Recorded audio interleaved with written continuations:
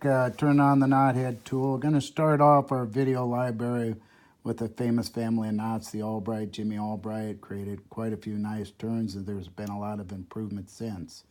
I'm going to address tonight mono to mono, mono to fluoro, fluoro to fluoro, any combination of these lines. I've watched a lot, studied a lot, tied a lot, looked a lot, and what I'm seeing is, by my tying methods, that a lot of people still put a lot of turns on this, and really what you create is a lot of turns. And when you're tying this Albright, it can lock up so tight with these two types of lines that it will, when it comes across the openings on both ends, it will abrade or make an abrasive to the ends of the lines that are coming out, and it will actually stretch them, which weakens this knot. So I try to keep down to as few turns as I can. This knot here, the double Albright, is about the only one I turn for these type of lines. Now, this is a 15-pound mono and a 15-pound fluoro. Now, their difference in diameter size is fairly a pretty nice amount to work with, but it will turn down or turn up with this type of turn. So anyways, I'm going to get started. I'm going to show you. I'm not going to make many turns. The most important thing, I think, on these Albrights with this material line is that you lubricate. You lubricate a lot. As you move up in diameter of line, some of the other Albrights are applicable to be turned on this and are very good. But this is the only one I use for like under 15, 20 pounds and down. And I don't like to get the diameter differential out there too far. So let's get started. I'm going to show you how to turn this. As I said, I'm going to use a lot of lubrication. I lubricate the length of the turn I'm going to put on first, which I turn into a loop and put right around my slit post. Then I place it down over here with my tag usually leading off to the bottom. Okay, I'm going to introduce this, and I'm also going to moisten that or lubricate the entirety of the line that I'm going to use. And then I take it and I place it right down here in the center of these two lines. Now, both these lines are very well lubricated, very important to making a very good Albright with these lines. Okay, so I put my retainer down, I capture it. You see I can't pull, but I'm not sliding it down too far that it just crushes everything. I bring this first turn over just like this, both lines, and then I'm going to make my next turn. As you can see, I'm leaving a little gap between each turn, almost perfectly spaced.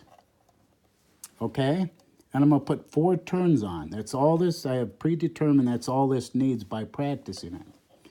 Okay, you see that flip back? That's okay. I'm going to leave it just like that. And then when I apply these, I just kind of let it come loose on each turn to the back, and they kind of fall into place.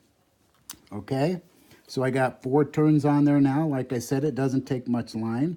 The line's coming down the back side. I'm going to bring this tag right up through the center, between the center line and the far line. So I'm coming up right through the loop that exists there. Okay? And then I just kind of straighten them out a little there. I take them off, and these next couple moves are important. Okay, that's what we have right there. I'm going to lubricate that just like that. I'm going to take 2 lines on the right, 2 lines on the left, and I'm going to pull them apart till they become snug. Now that, I'm not talking tight, just snug, so where they draw up, okay? Now my next move is going to be, again, to lubricate. Like I said, you can never over-lubricate these lines. And then I'm just going to take the one on the right, the main line, and the 2 on the left, and I'm going to pull them together just like this. And what you end up with is an excellent turn of this knot right here. It's really a great turn, pulls it together. And then I'll just drop off, and I'll pull the mains. I'll moisten it once again.